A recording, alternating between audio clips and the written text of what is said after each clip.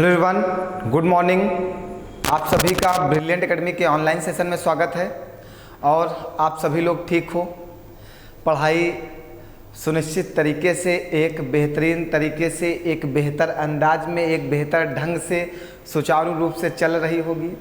मतलब कंटिन्यूअस वे में आप पढ़ाई कर रहे होंगे।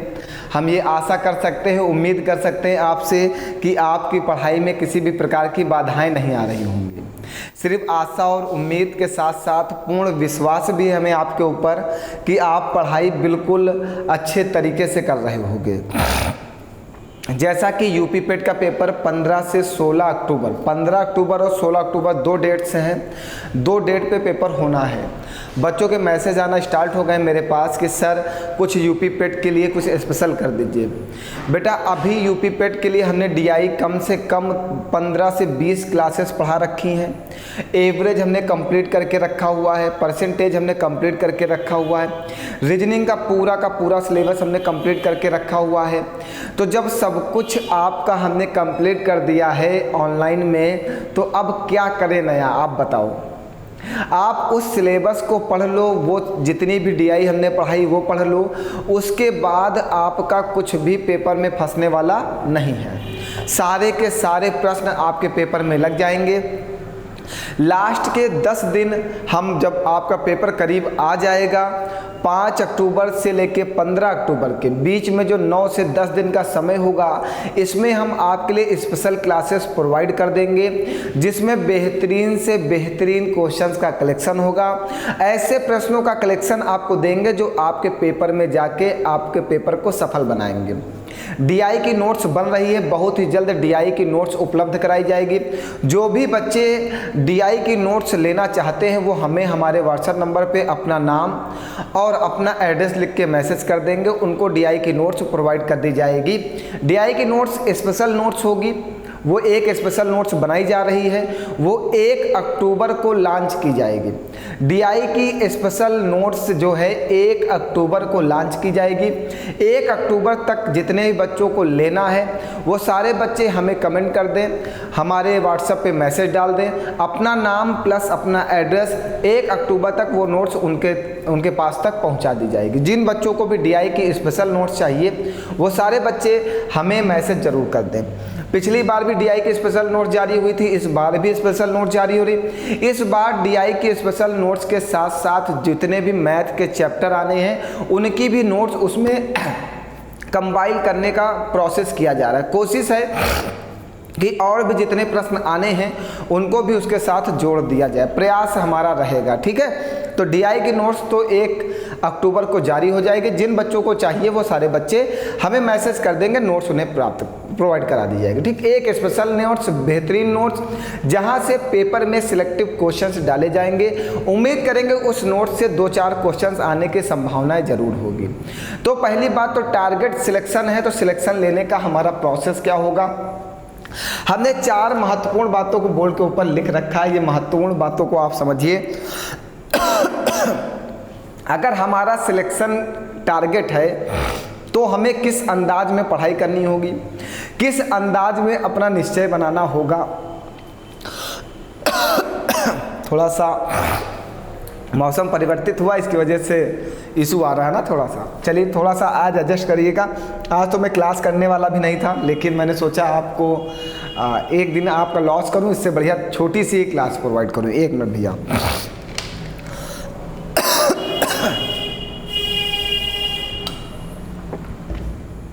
चलिए, तो टारगेट सिलेक्शन है हमारा।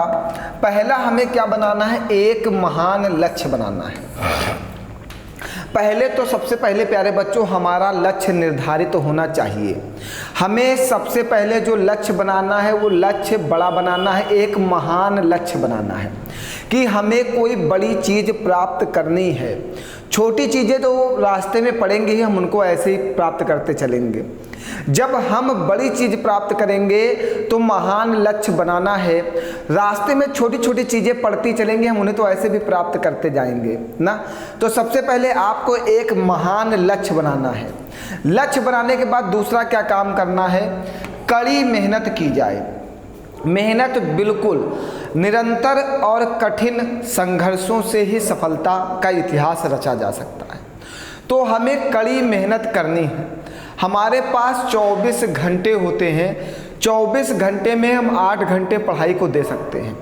हमने आपको 24 घंटे के 24 घंटे की डिमांड नहीं की है, हमने सिर्फ 8 घंटे की डिमांड की है।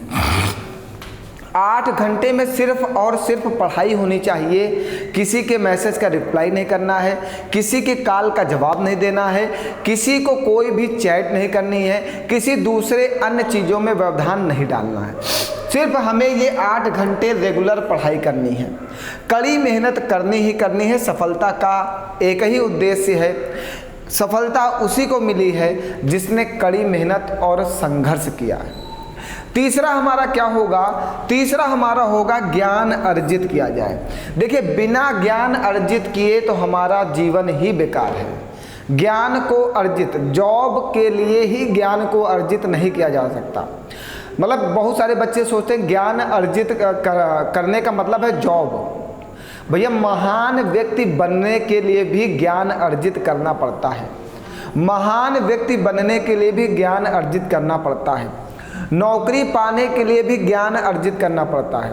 तो दूसरा जो तीसरा हमारा लक्ष्य है, ज्ञान अर्जन का लक्ष्य, ये बहुत ही महत्वपूर्ण है।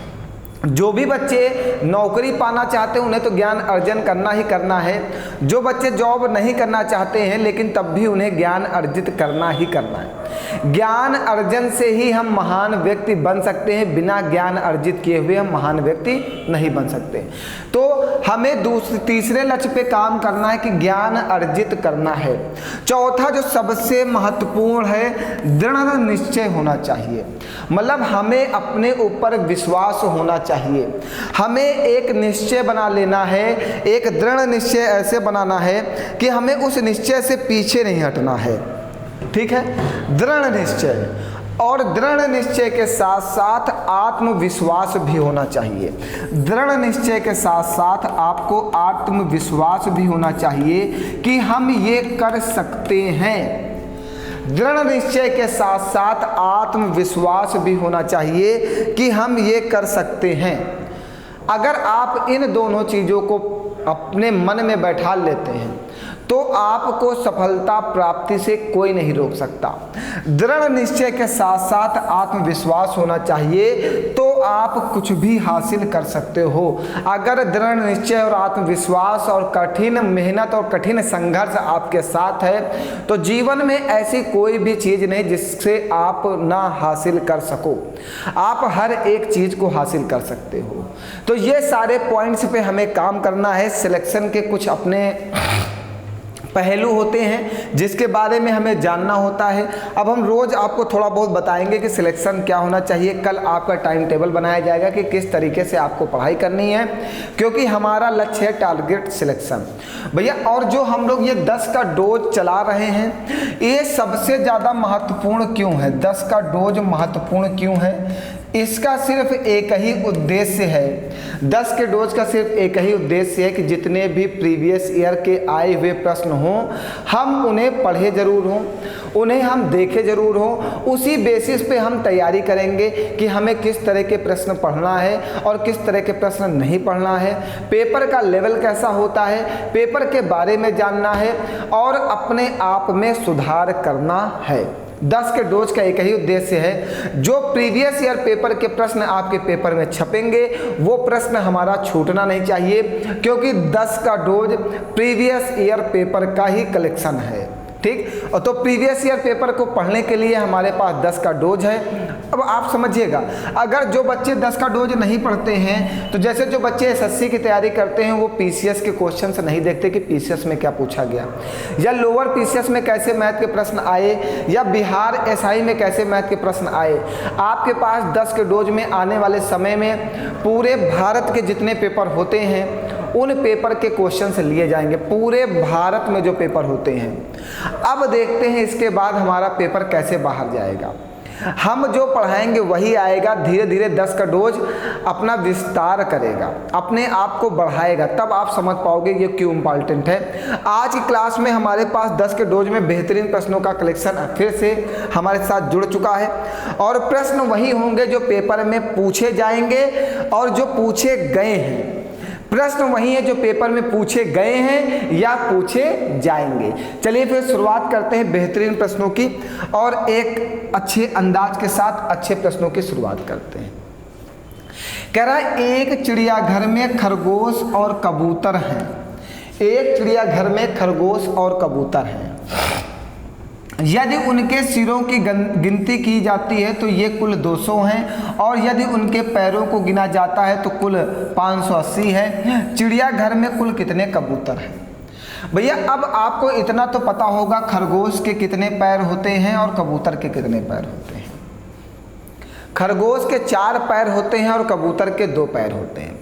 खरगोश के 4 पैर और कबूतर के 2 पैर। हम इसका बहुत शॉर्ट सा मैथड बताते हैं। हम जो फार्मूला लिख रहे हैं यहाँ से हमेशा आप 4 पैरों वाले जानवरों की संख्या निकाल लेना। 4 पैरों वाले जानवरों की संख्या, जो हम ये फार्मूला लिख रहे हैं यहाँ से 4 पैरों वाले जानवरों की संख्या निकल के आएगी। पैर बटे 2 माइनस सिर। यहाँ से हम लोग 4 पैर वाले जानवर की संख्या निकाल लेंगे इस फार्मूले से। तो पैरों की संख्या कितनी है? पैरों को गिना जाता तो 580 है पैर, 580 बटे 2 माइनस सिर। सिरों की कुल संख्या कितनी है? 200। इसको जब काटोगे तो 2 दूना 4, 1 हासिल जाएगा, 2 9 18, 290 माइनस 200 तो 90 क्या आ गया? 4 पैर वाले जानवर मतलब खरगोश। 4 पैर वाला जानवर कौन सा है? खरगोश है। इसमें तो 4 पैर वाला जानवर खरगोश है। तो हमने कहा इस वाले फार्मूले से आप 4 पैर वाले जानवरों की संख्या निकालोगे। कैसे? पैर बटे 2 माइनस सिर से। तो 4 पैर वाले जानवरों की संख्या कितनी निकल के आई? 90। 90 क्या है? खरगोश। हमसे पूछा क्या है? कबूतर कितने हैं? भैया अगर किसी समूह में जितने सिरों की संख्या होगी उतने ही तो टोटल जानवर होंगे। पैरों की बात नहीं करेंगे, जितने सिर होंगे उतने ही जानवर होंगे। तो यहाँ पे सिरों की कुल संख्या कितनी है? 200। मतलब 200 सिर हैं। तो इस 200 में टोटल कबूतर और खरगोश हैं। जितने सिर होंगे उतने ही जानवर होंगे। 200 में 90 कितने हैं? खरगोश। जो शेष बचे 110 वो क्या हो जाएंगे? कबूतर हो जाएंगे ना। जितने सिरों की संख्या होगी उतने ही तो टोटल जानवर होंगे और आप 4 पैर वाले जानवरों की संख्या निकाल चुके हो 90। तो 200 से 90 माइनस कर देना, 110 क्या आ जाएगा? कबूतर की संख्या आ जाएगी। बताइए भैया कोई डाउट है? बहुत ही अच्छा और बहुत ही आसान प्रश्न है। इससे अच्छा फार्मूला कोई और नहीं हो सकता। देखिए और पढ़ाते लोग बहुत तरीके से हैं लेकिन हम लोग पेपर में वो मेथड भूल जाते हैं। आप उन्हीं मेथड को पढ़ो जो आपको पेपर तक याद रहे। ऐसा नहीं कि आज पढ़ो कल भूल जाओ, ऐसा कोई भी मेथड पढ़ने की ज़रूरत नहीं है आपको। चलिए अगला प्रश्न लिया जाए। आइए, ये प्रश्न कहाँ आया पता है? लोअर पीसीएस 2021 के पेपर में। लोअर पीसीएस 2021 के पेपर में प्रश्न क्या है? कह रहा है चक्रवृद्धि ब्याज पर जमा की गई राशि 12,000 रुपये की धनराशि 5 वर्ष में 2 गुनी हो जाती है। 20 वर्ष बाद ये धनराशि क्या होगी? अब सुनिएगा, बहुत ही अच्छा प्रश्न है, बहुत ही आसान तरीके से बताता हूँ। सुनिएगा बस, आप पूरे माइंड को यहीं लगाइएगा बस। कह रहा है चक्रवृद्धि ब्याज पर जमा की गई एक राशि 12,000 रुपये की धनराशि 5 वर्ष में कितना हो जाती है? 2 गुनी। हमारे पास एक धनराशि 12,000 रुपये की, ये 5 वर्षों में कितनी हो जाती है? 2 गुनी। मतलब कितनी हो जाती है? 24,000 हो जाती है। 5 वर्षों में कितनी हो जाती है? 2 गुनी। यही तो कहा, 12,000 की धनराशि 5 वर्षों में 2 गुनी हो जाती है। 5 वर्षों में कितनी हो गई? 2 गुनी। तो यही धनराशि 20 वर्ष बाद या धनराशि क्या होगी?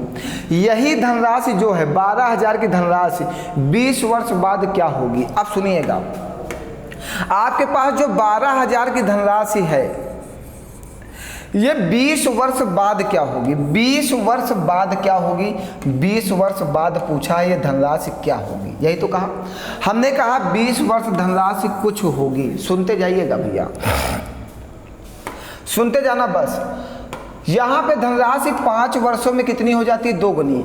अगर इसी धनराशि को हम एक भाग में तोड़े 5 वर्ष, फिर दूसरा भाग तोड़े 5 वर्ष, फिर तीसरा भाग तोड़े 5 वर्ष, फिर चौथा भाग तोड़े 5 वर्ष, तो टोटल कितने वर्ष हुए, 5 5 10 5 15 5 को 20 हो गए 20 वर्ष। 5 वर्ष में क्या होती है, 2 गुनी, तो 12 से कितनी हो जाएगी, 24,000। फिर 5 वर्ष में कितनी होगी, 2 गुनी, तो 24 से कितनी हो जाएगी, 48,000। फिर बाबू 5 वर्ष में क्या होती, 2 गुनी, तो 48 से कितनी हो जाएगी, 96,000। फिर भैया 5 वर्ष में कितनी होती, 2 गुनी, तो 96,000 से 2 0 0 2 0 0 2 6 12 2 9 18 19 कितनी हो जाएगी, 19,200 है ऑप्शन में, ये देखिए 19,200। भैया हर 5 वर्ष में क्या होती, 2 गुनी, तो जो 20 वर्ष में पूछा था कितनी हो जाएगी, तो हमने कहा 20 वर्ष में हो जाएगी 19,200। हमने 20 वर्षों को 4 भागों में तोड़ा। जैसे यहाँ पे उसने कहा था 5 वर्षों में 2 गुनी, तो सारे वर्षों को 5 5 5 5 वर्ष बना दिया। अगर यही कहता कि 10 वर्षों में 2 गुनी, तो 20 वर्ष की बात करता तो एक भाग बनाते 10 वर्ष, दूसरा भाग बनाते 10 वर्ष, 20 वर्ष हो जाते। यहाँ पे 5 वर्षों में 2 गुनी कहा, तो हमने 20 वर्ष को 4 भागों में तोड़ा, 5 वर्ष 5 वर्ष 5 वर्ष 5 वर्ष, तो 12,000 से कितनी हुई, 24,000, 2 गुनी हुई। फिर 5 वर्षों में 2 गुनी हुई, फिर 5 वर्षों में 2 गुनी हुई, फिर 5 वर्षों में 2 गुनी हुई, तो टोटल कितनी हो गई, 19,200। बताओ भैया कोई डाउट है? बहुत ही बढ़िया और शानदार प्रश्न है। बताइए कहीं पर कोई समस्या है? बहुत ही आसान और सॉलिड मेथड मैंने आपको बता दिया, बहुत ही आसान मेथड है ये वाला। इसमें कुछ करना ही नहीं होता, बस उसको तोड़ना होता है धनराशि को, बस बढ़ाया जाए कि। चलिए आइए, बहुत ही एक शानदार प्रश्न MTS 2021 के पेपर में, एक कठिन प्रश्न और एक आसान प्रश्न, हम इसको दोनों चीज़ कह सकते हैं, क्योंकि प्रश्न लाजवाब है। जितनी तारीफ की जाए उतनी ही कम है।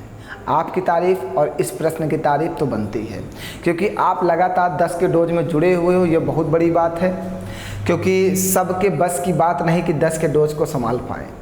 ये दवा बहुत ही खतरनाक है, क्योंकि ये ऐसी दवा है जहाँ पे बीमारी ठीक होती रहती है, एक दिन ऐसा ठीक होती है कि हम सिलेक्ट हो जाते हैं। और सभी लोग इस बीमारी से इलाज कराना नहीं चाहते, क्योंकि सबको सिलेक्शन नहीं चाहिए। 10 का डोज वही पढ़ेगा जिसको सिलेक्शन चाहिए। जिसको सिलेक्शन नहीं चाहिए वो 10 का डोज नहीं पढ़ेगा, और ना ही सब लोग समझ पाएंगे, क्योंकि यहाँ पे मिसलीनियस क्वेश्चंस आते हैं। किसी भी चैप्टर का प्रश्न आ सकता है, और किस लेवल का आ सकता है ये किसी को नहीं पता। हमें खुद नहीं पता रहता कि आने वाला प्रश्न कैसा होगा, किस लेवल का होगा। वो तो पढ़ने के बाद पता चलता है कि प्रश्न का लेवल क्या है। आइए समझिएगा। कह रहा है एक आदमी 1 जनवरी 2019 को अपने दोस्त से 6,000 रुपये का ऋण इस शर्त के साथ लेता है कि 6.25% की दर से अर्जित साधारण ब्याज के साथ चुकाएगा। जब ब्याज 75 रुपये तक पहुंच जाएगा, ऋण की अवधि की किस तारीख को समाप्त होती है? बहुत ही अच्छा प्रश्न है। 1 मिनट भैया।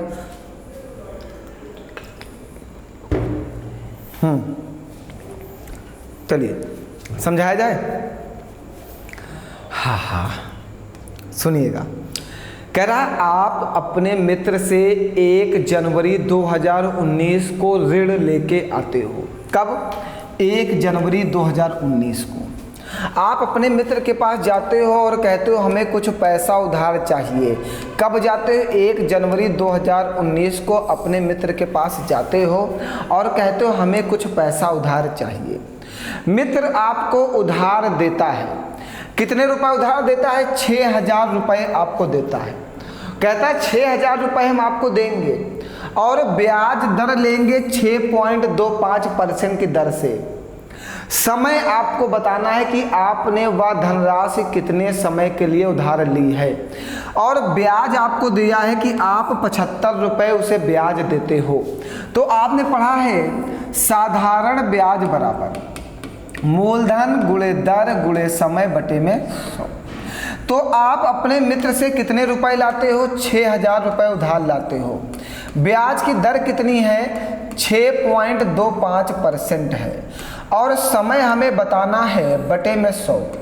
आप साधारण ब्याज के साथ चुकाएगा जब ब्याज 75 रुपए तक पहुंच जाता है। धनराशि आप अपने फ्रेंड को ब्याज के साथ वापस करोगे, लेकिन ब्याज कितने रुपए देते हो? 75 रुपए। तो ब्याज की जगह पे ब्याज रख देना 75 रुपए। ये 2 जीरो से 2 जीरो कट जाएंगे, दशमलव हटाओगे नीचे 2 जीरो और आ जाएंगे, 1 जीरो से 1 जीरो और कट जाएगा, कटा।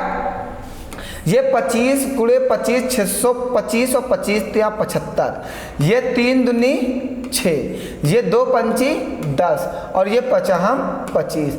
इस 5 को इधर भेज देना, 1/5 वर्ष बराबर टी। अगर वर्ष में यहाँ होता तो 1/5 वर्ष होता, लेकिन वर्ष में नहीं है। ब्याज आपने दिन में दिया है, दिन। तो किसी भी संख्या को जब दिन में बदलना हो तो दिन में एक वर्ष में कितने दिन होते हैं? 365 दिन होते हैं। तो इसमें 365 से गुणा कर देना, तो आपको पता चल जाएगा कि आप अपने मित्र को कितने दिन का ब्याज देते हो? 73 दिन का ब्याज देते हो। कितने दिन का ब्याज देते हो? 73 दिन का ब्याज देते हो। अब आपने 73 दिन में कितने रुपए दिए हैं? उसको 75 रुपए दिए हैं। तो कह रहा है कि किस तारीख को समाप्त होती, मतलब ये धनराशि आप किस तारीख को अपने मित्र को वापस कर दोगे। अब आप 1 जनवरी को लेके आए हो, जनवरी कितने दिन का होता है? 31 का, मतलब इसमें 30 दिन का आपको ब्याज देना है। आप 1 जनवरी को धन उधार लेके आए, जनवरी होता कितने का? 31 का, बचे कितने दिन? 30 दिन, मतलब जनवरी में आपको 30 दिन का ब्याज देना है। अगर फरवरी की बात की जाए, फरवरी की, तो फरवरी कितने की होगी? 28 दिन की, क्योंकि 2019 है, ये लीप वर्ष नहीं है। अगर लीप वर्ष होता तो फरवरी 29 दिन की होती है, अगर लीप वर्ष नहीं होता तो फरवरी 28 दिन की होती है। तो फरवरी में आपको 28 दिन का ब्याज देना है, टोटल 73 दिन का ब्याज देना है।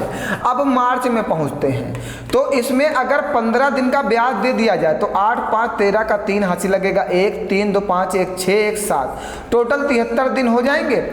आपने अपने दोस्त को 15 मार्च को वो धनराशि आप वापस कर दोगे। 15 मार्च कब? 2020 को। 15 मार्च 2019 में ही, 15 मार्च 2019 को ही।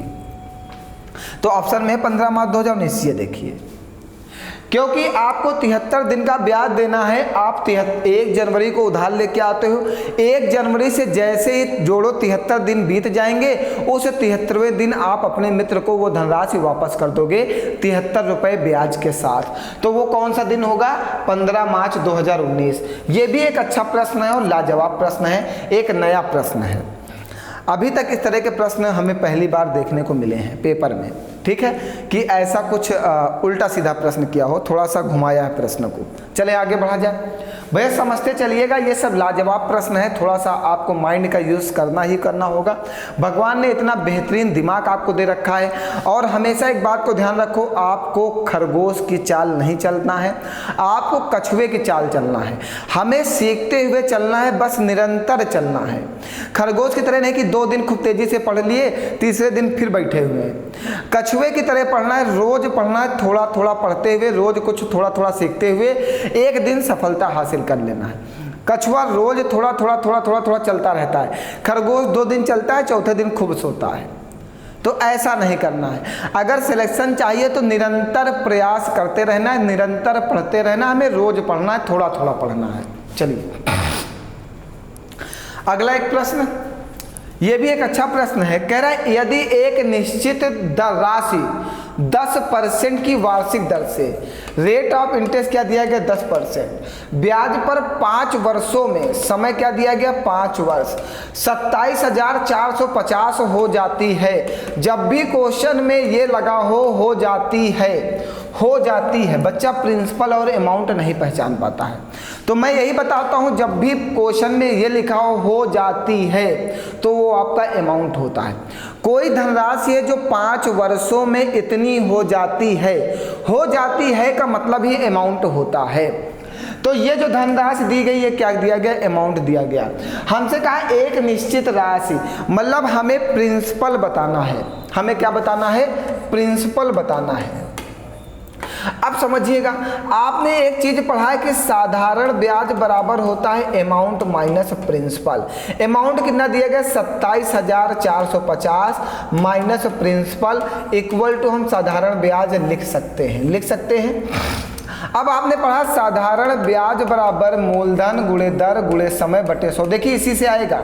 साधारण ब्याज की जगह पर आप रखना 27,450 minus principal equal to principal into r. Rate of interest कितना है? 10% इंटू टाइम अपॉन में 100।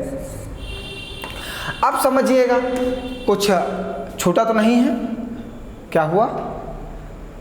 ब्याज दर मुझे तो लगता है सही है 10% 5 वर्ष में।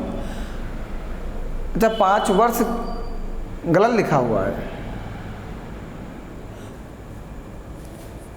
क्वेश्चन गलत टाइप है। 1 मिनट में क्वेश्चन मैच करा लेता हूँ। 1 मिनट भैया, जरा से 1 मिनट का समय दीजिए, मैं क्वेश्चन एक बार मैच करा लेता हूँ। हाँ सही कह रहे हैं आप।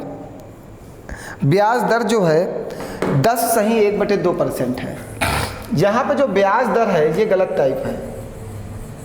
ब्याज दर है 10 सही 1/2%। अभी आंसर गलत आता फिर मैं लगाते रहता, ठीक है। ब्याज दर भी गलत टाइप हो गई है। ब्याज दर यहाँ पे 10 सही 1/2% है, ठीक है। ब्याज दर आप सही कर लेना। तो ब्याज दर यहाँ पे सही भी रखिएगा। 10 सही 1/2% का मतलब है 10 दूनी 20 1 21/2%। ब्याज दर की जगह लिखना 21/2 गुणे समय 5 है और गुणे का 100, ठीक। अब सही है, अब तो कोई डाउट नहीं है, बताओ अब ठीक है। चलो, ब्याज दर गलत टाइप हो गई थी, वो 10 सही 1/2% है। 10 सही 1/2% का मतलब 10 दूना 20 1 21/2, ठीक है। चलो कैलकुलेट करो इसको जल्दी से।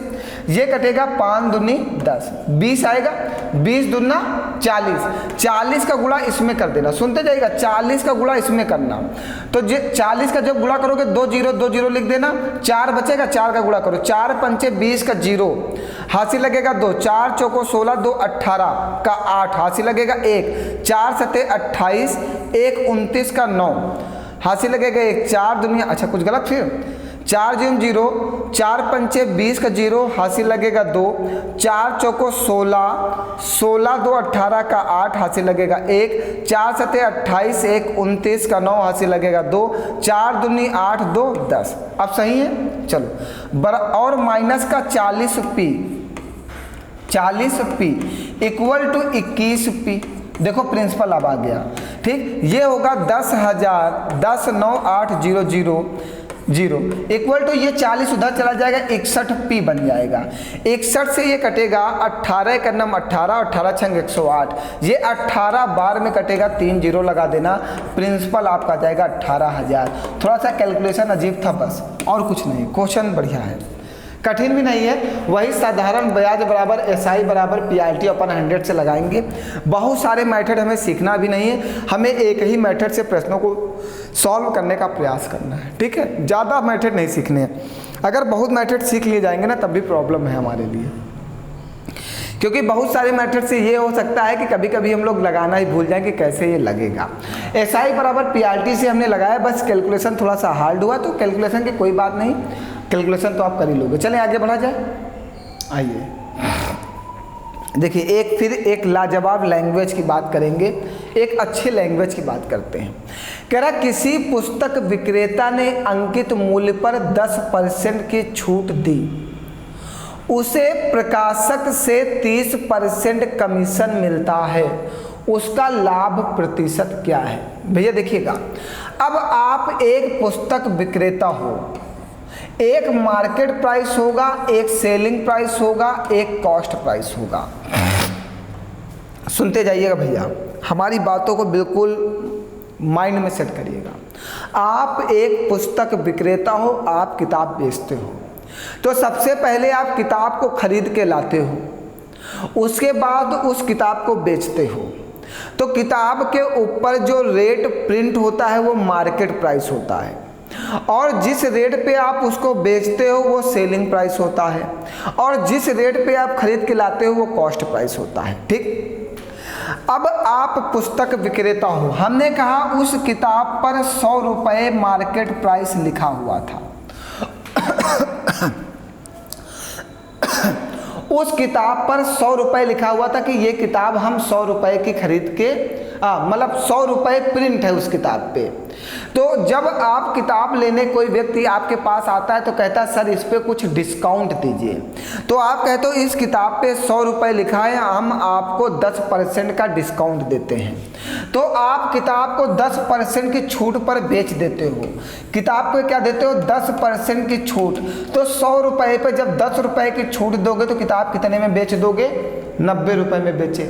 अब अगर आप किताब को 90 रुपये में बेचे हो तो खरीद के इससे कम में लाए होगे, खरीद के इससे कम में लाए होगे। कितने में? तो उसे प्रकाशक से 30% कमीशन मिलता है। मतलब प्रकाश, जब आप किताब को बेचते हो तो प्रकाशक आपको 30% का कमीशन देता है। मतलब जब वह वस्तु 100 रुपये की प्रिंट है, इस पे आपको 30% का कमीशन मिलता है। मतलब ये किताब आपको 30% छूट पर मिलती है। मतलब किताब कितने की मिलती है? 70 रुपये की मिलती है। जब 100 रुपये प्रिंट है, इस पे 30% आपको कमीशन मिलेगा, तो मतलब वो किताब 30% की छूट पे मिलेगी। मतलब वह किताब आप 70 में खरीद के लाए। किताब आपने 70 रुपये में खरीदा और 90 रुपये में बेचा है, आपको क्या हुआ? लाभ हुआ। कितने रुपए का लाभ हुआ भैया? प्रॉफिट हुआ आपको 20 रुपये का। आपको प्रॉफिट परसेंट बताना है। प्रॉफिट परसेंट बराबर होता है profit into 100 upon CP। Profit कितने का? 20 रुपये का गुणे 100 बटे में CP। CP कितना है? 70। एक जीरो से एक जीरो कट जाएगा, आ जाएगा 200 बटे 7% का प्रॉफिट। लाभ प्रतिशत क्या है? 200 बटे 7%। बताओ कोई डाउट है? बस इस इक्वेशन को थोड़ा सा माइंड में सेट करना था कि कैसे ये इक्वेशन बनेगी। जैसे ये इक्वेशन बनेगी आपका आंसर तुरंत आ जाएगा। लोअर PCS 2022-21 के पेपर का प्रश्न ये भी है, एक अच्छा प्रश्न है। अब इधर 2-3 दिन जो क्लासेस शायद आने वाली हैं वो अच्छे अच्छे क्वेश्चंस की, अच्छे अच्छे पेपर की आने वाली। देखिए ये लोअर PCS में प्रश्न आया, इसका मतलब नहीं कि आपके पेपर में नहीं आ सकता। ये प्रश्न किसी के भी पेपर में छप सकता है। ठीक, किसी के भी पेपर में छप सकता है, वो चाहे UPP हो, UPSI हो, लेखपाल हो, जूनियर असिस्टेंट हो, या युवा विकास अधिकारी हो, फॉरेस्ट गार्ड हो, SSC हो, बैंक हो, रेलवे हो, कुछ भी हो, ये प्रश्न छप सकता है। ठीक, चलो आगे बढ़ा जाए। आइए एक एक प्रश्न को, बहुत ही अच्छा, ये भी लोअर PCS 2021 के पेपर का है। देखिए लोअर PCS भी अच्छे प्रश्नों का कलेक्शन मैथ का पूछता है। कल PCS की क्लास के हमने जो क्वेश्चन डिस्कस किए 2022 के पेपर के बेहतरीन प्रश्न थे, एक से बढ़ के एक और एक से लाजवाब प्रश्न। देखिए हमें प्रश्नों का कलेक्शन अच्छा पढ़ना है, जिससे हमारे पेपर में हमारे पढ़ाए हुए प्रश्न जरूर पूछे जाए। ठीक है, गंदे प्रश्न नहीं पढ़ना है। क्या कह रहा है? जब एक संख्या में 20% की वृद्धि होती है और फिर यह 20 कम होती है तो हमें 160 प्राप्त होता है। यदि संख्या में 20% की कमी होती है और 20 की वृद्धि होती है तो हमें क्या प्राप्त होगा? यहाँ पे देखिएगा, when the number a is increased by 20% and then reduced by 20, we get 160. If the number a is reduced by 20% and increased by 20, we will get। मतलब जब एक संख्या a में 20% की वृद्धि होती है और फिर यह 20 कम हो जाती है तो हमें 160 प्राप्त हो जाता है। यदि संख्या a में यहाँ पे a छूटा है, यदि संख्या a में 20% की कमी होती है और 20 की वृद्धि होती है तो हमें क्या प्राप्त होगा? ठीक, जब भी किसी भी संख्या में वृद्धि होगी, जितने परसेंट की उसको 100 में जोड़ के वृद्धि करते हैं। जब भी कमी होती है तो उसको 100 में घटा के कमी बताते हैं। ठीक, अब कहा यदि एक संख्या ए में क्या है 20% की वृद्धि होगी तो 20% की वृद्धि को 100 में जोड़ोगे 120/100। जब एक संख्या ए में 20% की वृद्धि होती है और यह 20 कम हो जाती है और फिर यह जब 20 कम हो जाती है तो हमें 160 प्राप्त होता है। तो हमें क्या प्राप्त होता है? 160 प्राप्त होता है। सुनते जाइएगा भैया, जब एक संख्या में 20% की वृद्धि होती है, हमने कहा एक संख्या ए है, ए उसने दे रखा है, 20% की वृद्धि होगी तो 120/100। फिर कहता है जब इस संख्या में हम 20 की कमी करते हैं तो यह 160 प्राप्त होती है। ठीक, इतनी बात समझ में आगे क्लियर है? 160 प्राप्त होती है।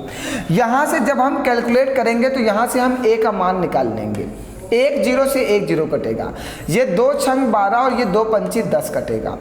यहाँ पे आप 5 एलसीएम ले लेना, तो ये 6a और इस 5 का गुणा इसमें कर देना 20 पंचे 100 इक्वल टू 160। ये 5 का गुणा इधर होगा तो 6a माइनस 100 बराबर 800। ये 100 उधर जाएगा तो 6a बराबर 900। तो a का मान आ जाएगा 150। a का मान आपका 150 आ गया। 6 से काटोगे 15 छक्का 90। a का मान कितना आ गया? 150। अभी कोई डाउट है? हमने a की वैल्यू निकाल ली 150। आगे क्या कह रहा है? यदि संख्या a में, अब दूसरी लैंग्वेज क्या कह रहा है? देखिए थोड़ी सी जगह की कमी पड़ रही है, आपको बहुत ज़्यादा मुझे कैलकुलेशन बताना पड़ता है। फिर आगे कह रहा है यदि संख्या ए में 20% की कमी हो, जब कमी होता है तो 100 से घटा के लिखते हैं, जब वृद्धि होगी तो 100 में जोड़ के लिखेंगे, जब कमी होगी तो 100 से घटा के लिखेंगे। यदि संख्या ए में 20% की कमी होती तो 20% की कमी और 20 की वृद्धि होती, जब 20 की वृद्धि होती है तो हमें क्या प्राप्त होगा? तो हमें x प्राप्त होगा। ठीक है, तो हमें क्या प्राप्त होगा? यही तो कहा। तो हमने कहा तो हमें x प्राप्त होगा। x का मान हमें निकालना है। a का मान कितना है? 150। 150 गुणे 80/100 और प्लस का 20 इक्वल टू x। 2 0 से 2 0 कटेंगे, 15 8 120, 120 और 20 140। तो x का मान कितना आ जाएगा? 140। ये आंसर आ गया। थोड़ा सा लैंग्वेज डिफिकल्ट थी, थोड़े से कैलकुलेटिव था, बस और कुछ नहीं था। और प्रश्न बहुत ही ज़्यादा आसान है।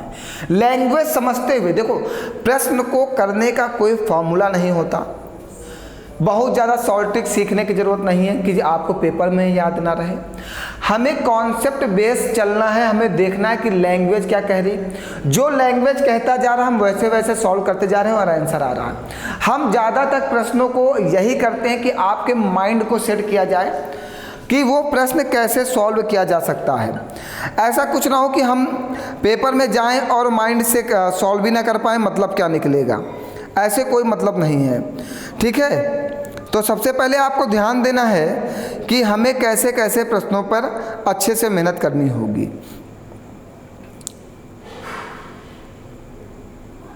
अच्छा, चलिए आगे बढ़ाया जाए भैया। बच्चे थोड़ा सा ध्यान दें, इस टाइम मैं क्लास में रहता हूँ, थोड़ा सा समस्या ना करें हमारे साथ। आइए अगला प्रश्न, बहुत ही लाजवाब, शानदार और अच्छा प्रश्न है। चलिए समझाया जाए। आइए, कह रहा राम की कार्य क्षमता रहीम की कार्य क्षमता से 2 गुनी है। एक राम है और एक रहीम है। सुनते जाइएगा बस। कह रहा राम की कार्य क्षमता रहीम की कार्य क्षमता से 2 गुनी है। राम की जो कार्य क्षमता है वो रहीम की कार्य क्षमता से कितनी? 2 गुनी है। 2:1 का रेशियो बना दो। ये इनकी क्षमता का रेशियो है, मतलब ये इनकी इफिशियंसी का रेशियो है। ये इनकी इफिशियंसी का रेशियो है। राम किसी कार्य को 6 दिन में पूरा करता है तो रहीम उस कार्य को कितने दिनों में पूरा करेगा? हम आपको बताते हैं, एक होता है M1 D1 H1 E1। ये पूरा फार्मूला बता देना, upon W1 equal to M2 D2 H2 E2 upon W2। ये एक पूरा फार्मूला होता है। इसमें जो जो वैल्यू दी जाती है हम उसको पुट करते हैं और जो नहीं दी जाएगी उसको छोड़ देंगे। ठीक है, अब क्या कह रहा है? कह रहा है राम की कार्य क्षमता रहीम की कार्य क्षमता से 2 गुनी है। वो हमने यहाँ पे बना लिया, राम की कार्य क्षमता और रहीम की कार्य क्षमता। इफिशियंसी 1 इफिशियंसी 2, इफिशियंसी यहाँ पे दे रखा है। ठीक, राम किसी कार्य को 6 दिनों में पूरा कर सकता है। राम की क्षमता कितनी? 2। तो ये वाला राम की क्षमता 2 रख दो, और राम कितने दिनों में कार्य करता है? 6 दिनों में। डी की जगह पे 6 रख दो, ठीक, बराबर। आगे आइएगा, रहीम उसी कार्य को कितने दिनों में पूरा करेगा? रहीम हमने कहा D2 दिनों में पूरा करेगा। रहीम की कार्य क्षमता क्या है? 1। 6 दूनी 12, D2 की वैल्यू आ गई। रहीम उस कार्य को 12 दिनों में पूरा करेगा, ठीक है। इस फार्मूले को याद रखिएगा। ये M से मैन, ये D से डे, ये H से आवर, ये E से एफिशिएंसी और W से वर्क। जो जो वैल्यू दी जाएगी उस वैल्यू को पुट करेंगे और सब वैल्यू को छोड़ देंगे और आंसर निकल आएगा। ऐसे प्रश्न बहुत आसान होते हैं, ठीक है। चलिए आगे बढ़ाते हैं। अगला प्रश्न आइए,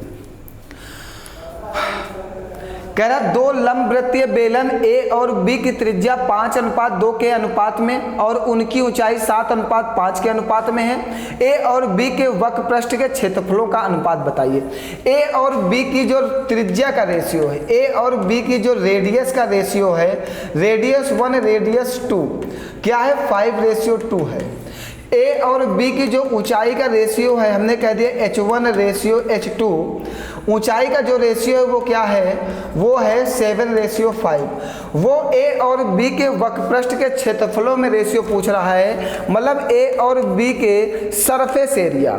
तो सरफेस एरिया क्या होता है? 2πr/h। तो इसको कह दो 2πr1h1 A वाले को, इसको कह दो 2πr2h2। ये कह दो सरफेस एरिया 1 और सरफेस एरिया 2। हमें इन्हीं के रेशियो की बात कर रहा है, ठीक है। दोनों के वक्रपृष्ठ के क्षेत्रफलों का रेशियो पूछ रहा है, दोनों के सरफेस एरिया के रेशियो पूछ रहा है, ठीक है। लंबवृत्तीय बेलन, बेलन का होता है 2πr/h, 2πr/h या 2πr²h? बताइए जल्दी से, 2πr/h या 2πr²h? 2πr/h ना, कोई डाउट तो नहीं है? चलो, तुमको खुद ही नहीं याद होगा फार्मूला, मैं कुछ भी बता दूं सब ठीक ही है। चलो, ये 2π से 2π काट दो। R1 कितना है? 5। R2 कितना है? 2। H1 कितना है? सॉरी, R1 कितना है? 5। R2 कितना है? 2, ठीक है। H1 कितना है? 7 और H2 कितना है? 5। इक्वल टू में SI1/SA2। ये 5 से 5 कटेगा, रेशियो क्या बनेगा? 7:2 इक्वल टू SA1/SA2 या 7/2। 7/2 है ऑप्शन में, ये देखिए बन गया।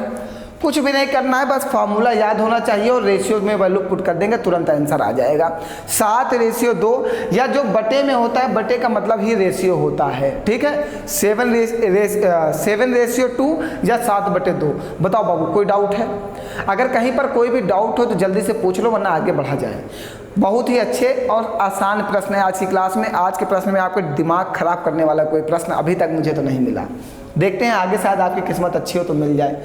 देखिए, आज जितने भी प्रश्न हैं वो लोअर PCS 2021 के पेपर के प्रश्न हैं। जितने भी आज प्रश्न पढ़ाए जा रहे हैं वो लोअर PCS 2021 के पेपर के ही हैं, सब के सब, ठीक है। लोअर PCS 2021 के पेपर के। हमें सारे पेपर पढ़ा डालना है, परेशान बिल्कुल मत हो। पूरे भारत में जितने पेपर होते हैं सारे प्रश्न आपके सामने होंगे 10 के डोज में, क्योंकि 10 का डोज जब हम लोग रोज पढ़ेंगे ना तो एक महीने में 300 प्रश्न पढ़ना है, एक साल में 3600 प्रश्न पढ़ना है। इससे ज़्यादा प्रश्न होते ही नहीं हैं। अगर हम 3600 प्रश्न पढ़ डाले तो हमारा तो ऐसे कल्याण हो जाएगा। पेपर के प्रश्न हैं, मतलब आए हुए प्रश्न है, तो हर टाइप का प्रश्न आपको रोज मिलता रहेगा। आइए, कह रहा है एक अर्जुन है और एक विक्रम है और एक विजय है। इनके वेतन का रेशियो 2:3:5, ठीक। कह रहा है कि उनके वेतन क्रमशः 15:10 और 20 के अनुपात में वेतन की वृद्धि की अनुमति है, तो नया अनुपात क्या होगा? इसके वेतन में 15% की वृद्धि हुई तो जब भी वृद्धि होगी तो 100 में जोड़ देंगे। इसके वेतन में 10% की वृद्धि हुई तो 110 कर देंगे। इसके वेतन में वृद्धि हुई 20% तो 120 कर देंगे। चलो काटते हैं, 5 दूनी 10, 5 3 15। ये काटो 5 दूनी 10, 5 दूनी 10, ये 5 दूनी 10, 5 चौको 20। और कुछ कटेगा? देखो कुछ कटेगा भैया, 2 से कटेगा, 2 1 9 2, ये कटेगा 11 और ये कटेगा 12। चलो रेशियो बनाओ, यहाँ पे 23 बचा, यहाँ पे 11 33, यहाँ पे 12 पंचे 60। इसके अलावा देखो कुछ कट सकता है नहीं, तो रेशियो देखो आपका आंसर आगे देखिए 23 रेशियो 33 रेशियो 60। जब भी वेतन वृद्धि की बात करें, जितनी जितनी वृद्धि करे उतने का ही मल्टीप्लाई कर दो 100 में जोड़ के और आपका आंसर बन जाएगा। सबसे आसान और सबसे सॉलिड मैथड है। चलिए अगले प्रश्न पे आइए। कह रहा है अगला प्रश्न, कह रहा मोनिस एक निश्चित दूरी के 2/3 भाग को, मोनिस एक निश्चित दूरी के 2/3 भाग को 4 किलोमीटर प्रति आवर और शेष भाग को 5 किलोमीटर पर आवर की गति से कुल कितने घंटे में, 1 घंटे 24 मिनट में, यहाँ पे 1 घंटा छूट गया, से 1 घंटे 24 मिनट में तय कर सकता है, कुल दूरी ज्ञात करें। कह रहा है मोनिस जो है एक निश्चित दूरी के 2/3 भाग को 4 किलोमीटर प्रति घंटा और शेष भाग को 5 किलोमीटर प्रति घंटा की गति से 1 घंटे 24 मिनट में तय करता है, कुल दूरी ज्ञात करें। कुल दूरी ये ऑप्शन में दे रखा है, कुल दूरी ये ऑप्शन में दे रखा है ना। अगर हम ऑप्शन ए को उठा लें, ऑप्शन ए को हमने इसलिए उठाया क्योंकि 2/3 भाग है, एक ऐसी वैल्यू जो 3 से डिवाइड हो जाएगी। 2 भागों में चलता है, पहला भाग है और दूसरा भाग है। पहले कुल दूरी हमने कहा 6 किलोमीटर है, तो 3 दूनी 6, पहले भाग का है 4 किलोमीटर, तो दूसरा भाग कितना बचा 2 किलोमीटर। ठीक है, ये जब टोटल दूरी कवर करता है कितने घंटे में, 1 घंटे 24 मिनट में। तो चेक करो, देखो 1 घंटे 24 मिनट में ये दूरी तय होती है या इससे ज़्यादा या कम समय में तय होती है। हमने एक चुपचाप एक वैल्यू 6 को इसलिए उठाया क्योंकि 2/3 भाग दिया, नीचे वाला टोटल होता, टोटल वाली वैल्यू से एक ऐसी संख्या उठाए जो डिवाइड हो जाए, वो 6 है। तो टोटल दूरी हमने कहा 6 है, उसका 2/3 भाग वो पहली बार पहली चाल से 4 किलोमीटर प्रति घंटा, ये वाली दूरी तय करता है 4 किलोमीटर प्रति घंटा की गति से, और ये वाली दूरी तय करता है 5 किलोमीटर प्रति घंटा की गति से। सुनते जाइएगा, ठीक। अब सुनिएगा, अगर 4 किलोमीटर प्रति घंटा की गति से चलता है तो 4 किलोमीटर की दूरी तय करने में कितना समय लगेगा, 1 घंटा। ठीक है, 1 घंटा लगेगा। भैया 4 किलोमीटर प्रति घंटा की गति से आप चलते हो और 4 किलोमीटर चलना है तो 1 घंटे का पूरा समय लगेगा। ठीक, यहाँ पे आप 5 किलोमीटर प्रति घंटा की गति से चलते हो, 5 किलोमीटर प्रति घंटा, मतलब आप 5 किलोमीटर की दूरी तय करते हो 60 मिनट में। 1 घंटे का मतलब 60 मिनट है, 5 किलोमीटर प्रति घंटा मतलब 5 किलोमीटर की दूरी तय करते हो 1 घंटे में, 1 घंटे का मतलब 60 मिनट। अगर यहाँ पे बात की जाए कि आप 1 किलोमीटर की दूरी कितने देर में तय करोगे, 1 किलोमीटर की दूरी तय करोगे 12 मिनट में। अगर हम कहें 2 किलोमीटर की दूरी कितने देर में तय करोगे, 24 मिनट में तय करोगे। तो 2 किलोमीटर की दूरी तय करने में कितना समय लगा, 24 मिनट, और 4 किलोमीटर की दूरी तय करने में कितना समय लगा, 1 घंटा। तो 1 घंटा 24 मिनट, और देखो 1 घंटा 24 मिनट का ही समय लग रहा था, इसलिए आंसर 6 ही होगा। और दूसरी चीज था 2/3 भाग बोला था, देखो 2/3 भाग बोला था, 2/3 हिस्सा। एक जो नीचे वाली वैल्यू है उससे आंसर डिवाइड होना चाहिए, जो नीचे वाली वैल्यू थी उससे आंसर डिवाइड होना चाहिए, वो कौन सा है, 6 है। उसके अलावा कोई भी वैल्यू ऐसी नहीं है जो 3 से डिवाइड हो, और 3 से डिवाइड नहीं होगी तो आंसर नहीं बन पाएगा, ये भी बात समझो। ठीक, इसलिए ऐसी वैल्यू जो 3 से डिवाइड होती है, हमेशा जब भी भाग में दिया जाए तो जो बटे में हो उससे जो आंसर डिवाइड होगा अप्रॉक्स 99% आंसर वही बनता है। चले आगे बढ़ा जाए भैया, जल्दी जल्दी पढ़ते चलो, ज़्यादा प्रश्न पढ़ा दिया क्या आज।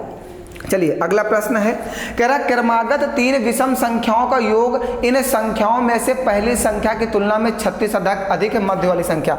हमने कहा क्रमागत 3 विषम संख्याएं, क्रमागत मीन्स लगातार, कंटिन्यूअस। तो हमने कहा पहली विषम संख्या x है, दूसरी अगर x + 1 है, x + 1 विषम संख्या हो सकती है, नहीं हो सकती। वेरी गुड, बहुत अच्छे बेटा। तो x + 2 है, और तीसरी क्या होगी, x + 4 होगी। अब देखो क्रमागत विषम संख्या मतलब जैसे हम कहें कि 1 3 5, 7, ये विषम संख्या ही तो है। अगर हमने कहा x जो है 1 है, तो देखो पहली वाली विषम संख्या 1, जब यहाँ पे 1 रखोगे दूसरी 3, अगर यहाँ पे 1 रखोगे तीसरी 5, ये क्रमागत विषम संख्या ही तो हो गई। तो हमने बिल्कुल सही माना है x, x+2, x+4 ये क्रमागत विषम संख्या है। ठीक है, लगातार विषम संख्याएं हैं।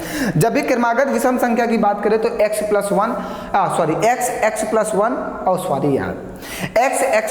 x+4 मान लो वो क्रमागत विषम संख्या आ जाएंगी, मीन्स लगातार विषम संख्याएं। अब क्या कहा, क्रमागत 3 विषम संख्याओं का योग, क्रमागत 3 विषम संख्याओं का योग कर लो। संख्याओं में से पहली संख्या की तुलना में 36 अधिक है। क्रमागत 3 विषम संख्याओं का जो योग है वो पहली संख्या से कितना अधिक है, 36 अधिक है। पहली संख्या से कितना अधिक है, 36 अधिक है। तो ये 1x, ये 2x, ये 3x, और ये वाला x इधर आ जाएगा माइनस में, ये 36, ये 4, 2, 6 उधर चला जाएगा माइनस का, 3x से x जाएगा, 2x बराबर 30, x बराबर कितना आ जाएगा 15, x की वैल्यू 15। तो पहली वाली संख्या क्या आएगी 15, दूसरी वाली संख्या क्या आएगी 17, तीसरी वाली संख्या क्या आएगी 19, x की जगह पे 15 रख दिया। मध्य वाली संख्या, बीच वाली संख्या पूछा, बीच वाली संख्या क्या है 17, देखो ऑप्शन में है, ये देखिए। बताइए कोई डाउट है? बहुत ही आसान था, बस थोड़ा सा हमने बोला ना, कभी कभी लैंग्वेज हमारे प्यारे बच्चों को नहीं समझ में आती है, इसलिए कभी कभी उनको प्रॉब्लम आ जाती है। चलिए अगला प्रश्न लेते हैं, और ये प्रश्न आपके लिए है। आज आप इस प्रश्न का उत्तर देंगे, अगर नहीं दे पाएंगे तो कल की क्लास में सॉल्व कराया जाएगा, लेकिन पहला प्रयास जरूर करिएगा। एक लाजवाब CHSL 2019 का एक अच्छा प्रश्न है, मैं इस प्रश्न को अच्छे में गिनूंगा क्योंकि बहुत ही बेहतरीन प्रश्न है। अगर ये प्रश्न नहीं आएगा तो प्यारे बच्चों कमेंट करके जरूर बताना, जिससे मैं कल वाली क्लास में इसे सॉल्व करा दूं। ठीक है, आज के लिए इतना ही, बहुत बहुत धन्यवाद। मेहनत के साथ पढ़ते रहो, सफलता निश्चित मिलेगी, सुनिश्चित है। आपकी जॉब आपके लिए लिख दी गई है, अगर आप मेहनत करोगे तो आपको जॉब जरूर मिलेगी। आगे कल मुलाकात होती है कुछ बेहतरीन प्रश्नों के साथ। धन्यवाद।